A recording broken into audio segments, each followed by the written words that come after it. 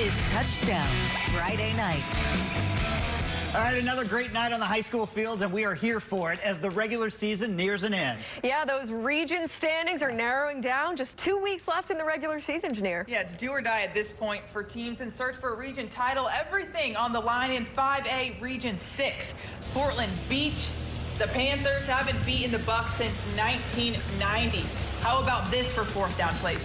Brogan High hands it off to Keelan Dalton, who launches it downfield. The receiver just can't get his hands on it, and Portland turns it over on down. The play action for Beach. Caden Powell searching, but no one available. Scrambles, buying time, finally finds a target in Jack Becker. Sets them up in Portland territory. Not long later, Powell calls his own number, and at 6'3", no one's bringing the big man down. Beach up 7-zip. There's no solution in sight for Portland in the passing game. Third down, High just overthrows his guy, and the Panthers forced to punt it away. A late hit out of bounds by Portland's Isaac Hoke. Beach sets up inside the 5, and DK Williams handles the rest. In for the touchdown. The streak lives on as Beach wins 41-7. Okay, let's head south for some 6A Region 6 action. First place, Ravenwood hosts Coffee County. And check this out. This is Kingdom, an African black eagle. He's got to like this play. Ravenwood goes through the air. Quarterback Femi Babalola launches a pass to his fellow senior Cruz Kelly. He makes a man miss and gallops into the end zone.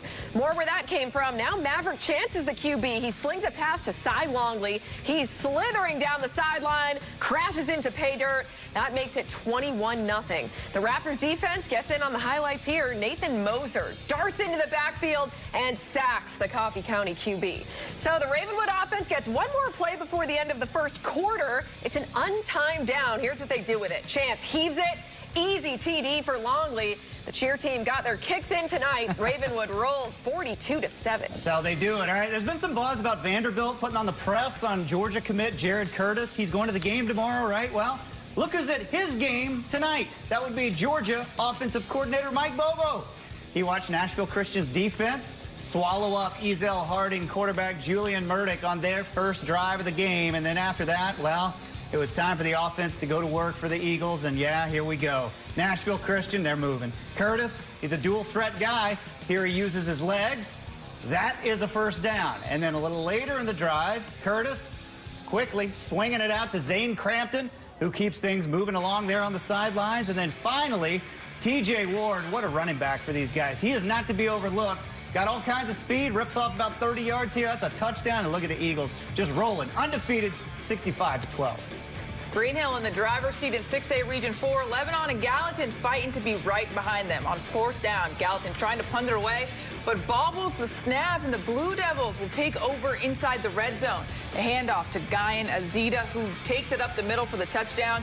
It's 7-0 Blue Devils, and the fans are just loving it, and Jackson Smith gives them a show. Goes deep to find his guy in the end zone.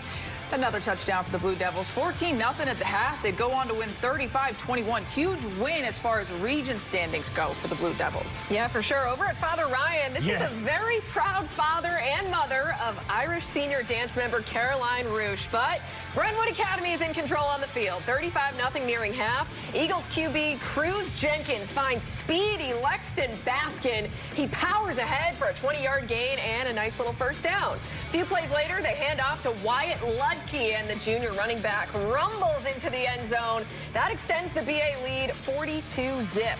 Father Ryan tries to get something going before the break, but Jamison Humphreys, yeah, he had other plans. He trucks into the Ryan QB for the sack.